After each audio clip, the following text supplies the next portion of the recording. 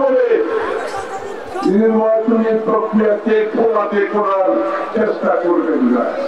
ধানের শীষের জোয়ার উঠে গেছে, ধানের শীষের জোয়ার উঠেছে, এই জোয়ার কেউ রুখে দাঁড়াতে পারবে না। এই জোয়ারকে ধানের দাও।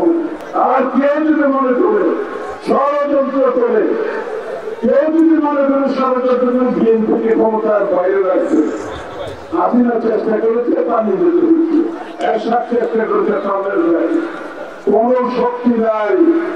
এই বিএনপি মানুষের হৃদয়ে ধারণ করেছে, এই বিএনপি বাংলাদেশের মানুষকে হৃদয়ে ধারণ করেছে। আমাদের রাস্তা জনগণের উপর, আমাদের রাজনীতি জনগণের উপর। সুতরাং যাদের আস্থা নাই তাদেরকে বলছি, ওই মাঠে গিয়ে আপনাদের আস্থা গ্রহণ করার চেষ্টা করে, আস্থা পাওয়ার চেষ্টা করে, অন্য মতের প্রতি সম্মান রাখতে হবে।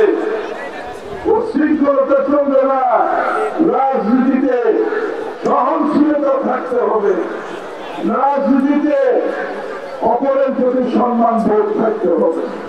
শুধু সংস্কার দিয়ে রাজনীতি বদলাবে না, রাজনীতি সংস্কৃতি বদলাতে হবে। রাজনীতির সংস্কৃতি যদি না বদলায় তাহলে সংস্কার দিয়ে কিছু হবে না।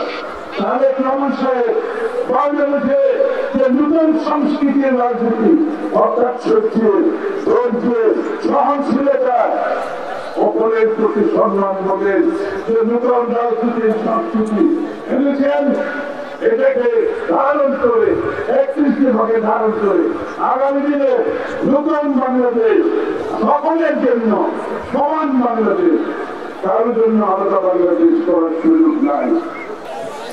এই সরকারটা হচ্ছে যে ক্ষমতা শেখ হাসিনা পালানোর পর থেকে নির্বাচন পর্যন্ত বাংলাদেশকে একটি সুষ্ঠু নির্বাচনের দিকে নিয়ে গিয়ে নির্বাচিত সরকারের সাথে ক্ষমতা হস্তান্তর করা। তার বাইরে তাদের আর কিছু করে কিছু করার ক্ষমতা নাই। যে বিষয়গুলো ঐক্যমত আছে সেগুলো করতে এক সপ্তাহের সময় লাগবে, এক সপ্তাহ, এর বেশি কোনো সময় লাগবে না। সুতরাং এই সমস্ত কথা বলে বাংলাদেশের মানুষের ভোটাধিকার কেড়ে নেওয়ায় যে ষড়যন্ত্র করছে, সেই ষড়যন্ত্রকে রুখে দিতে হবে আমাদেরকে, সেই ষড়যন্ত্রকে রুখে দিতে হবে। এবং বিএনপি গত 16 বছর আন্দোলন সংগ্রাম করে 60 লক্ষ নেতা কর্মী আজকে মিথ্যা মামলার সামনে দাঁড়িয়ে আছে। হাজার হাজার নেতা কর্মী গুম খুনের শিকার হয়েছে, পুলিশের হেফাজতে মৃত্যুবরণ করেছে, জেলখানায় চিকিৎসা না পেয়ে মৃত্যুবরণ করেছে।